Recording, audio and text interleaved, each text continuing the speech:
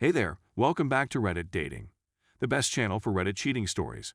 Be sure to like, subscribe, and hit the bell notification for more stories like these. Now, let's get into the video. Ex-wife tries to frame me for theft. She fails.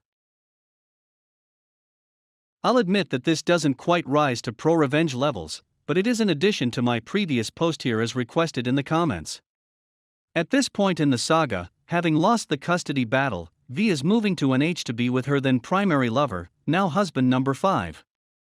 A detail that amuses me to this day is that he shares the same first name as the FB lover from CA as mentioned in my first post. I always refer to them as Paul number 1 and Paul number 2 when talking about them. Yes, I'm easily amused. About a month after the custody hearing at which I got full physical custody of Rebecca, V and I had an email exchange in which we agreed that I would go to her apartment and take Rebecca's captain's bed and some of Rebecca's belongings the day before movers arrived to pack up Voldemort's stuff. She was moving 75 miles away to central NH, having burned pretty much every bridge in the area. As Sam drives a truck, he graciously agreed to come along to both help and to be a witness. So we get there around 7:20 p.m. and knock at the door. After a brief wait, V opens the door, iPhone glued to her ear. She sullenly mumbles something about her stuff is upstairs, and then heads off to her second-floor bedroom, weaving and mumbling something that made me stop and think. I didn't quite get it, but I recall thinking, I really cannot go in here at all without a witness. I stick my head out the door. Sam, come on. You need to come in with me. So we go in. Holy crap. It's a tip. It's not quite filthy, but it's beyond cluttered. By now V has disappeared into her room, complete with slamming the door, so it takes me a bit of wandering to find Rebecca's room. It's not just that she's in the middle of packing, but there is crap everywhere. Dust, cobwebs, tracked-in dirt, unwashed dishes, empty boxes of wine, dry dog food scattered and trampled underfoot. I could see that it's quite a nice place. An open living area with a balcony overlooking it, and lovely woodwork and exposed beams and inset shelves in the walls.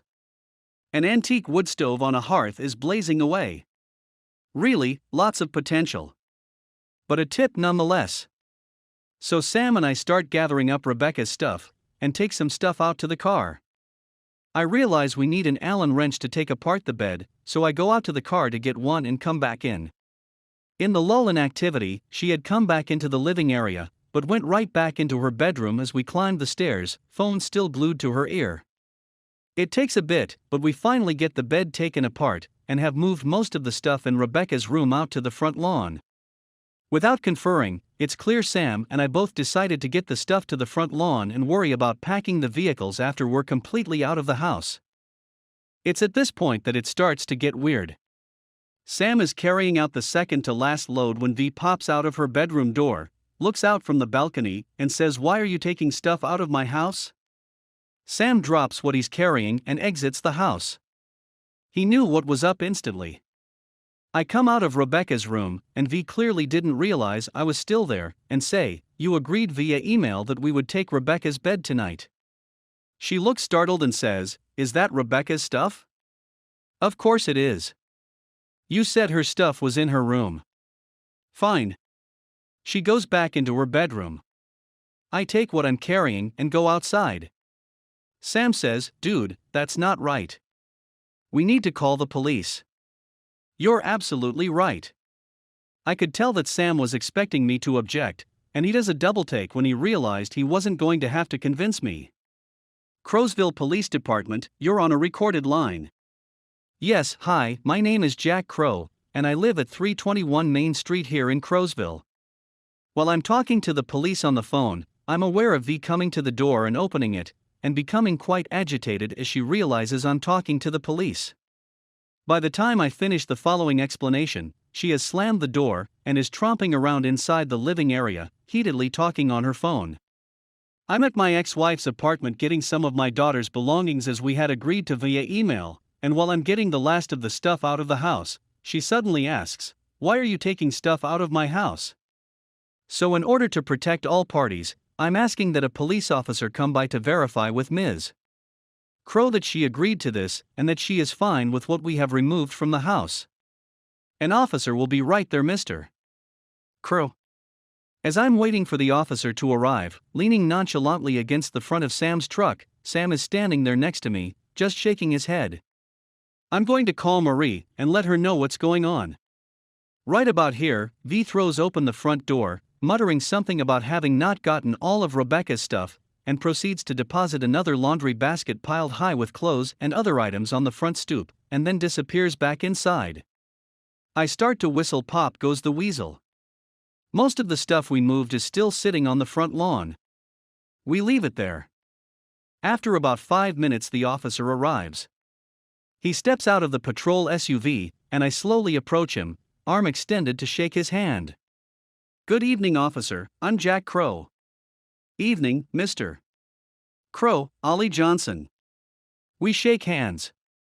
I give him a brief explanation of the situation, and he comments that I was right to call him, and that he'll go speak to V. He's up there for about 2 minutes, and then he comes back down. You guys are good to go. We briefly chat with him, apologizing for having to get him involved, and he replies, no, you did the right thing. If a woman in MA says something bad about you, and you've got stuff dangling between your legs, you're going to be in trouble. I liked him a lot after that. We start loading the rest of the stuff, and he asks, how much more is in the house? Nothing, it's all out here, except that last laundry basket on the stoop that Ms. Crow brought out while we were waiting for you. Oh good. I can't sit here all night. If you guys are good to go, I'll take off. Wait, what's that? What's what? I think I saw a phone in that basket. He shines his flashlight on laundry basket on the front stoop. I walk up to the basket. An iPhone is sitting on the top of it. I pick it up, and it looks like Rebecca's old iPhone 4. It's my daughter's old phone. I'll just take it with us. I carry the basket down to my car and put it in the back seat. Just as I'm walking away, it rings. Incoming call from V's landline. I realize it's V's phone. I pick it up and answer it. Hello? Click. I look at the front. There's a text from Paul number 2 on the lock screen. Is he gone yet? Yup, it's her phone. Wait, officer, I was wrong. It's Ms. Crow's phone. Could you return it to her? He takes it from me and returns it to V at the front door and walks back down to us. Okay, you are still good to go. I'm going to go now. If you could, swing by again in 15 to 20 minutes. If we're still here, you might want to pull in and make sure we're still okay. Sounds good. You two take care. Not 5 minutes after he pulls out, and while we're still loading stuff, V again pops out of the front door, phone glued to her ear. Is the officer still here? No. Get him back. Why? I want him back. Get him.